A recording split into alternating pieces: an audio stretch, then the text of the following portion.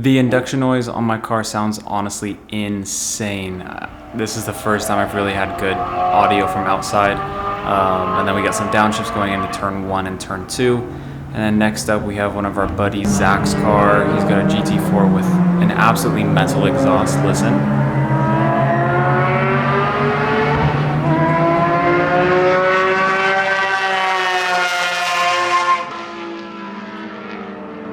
I mean, this thing sounds crazy, guys. In person, this thing actually sounds like a Formula car. It is so ear-piercingly loud. So we had an awesome day out of the truck with him, and then one of my other buddies with a 991 GT3 RS. So super fun to get out there with those guys. All right, let's go catch Zach, right?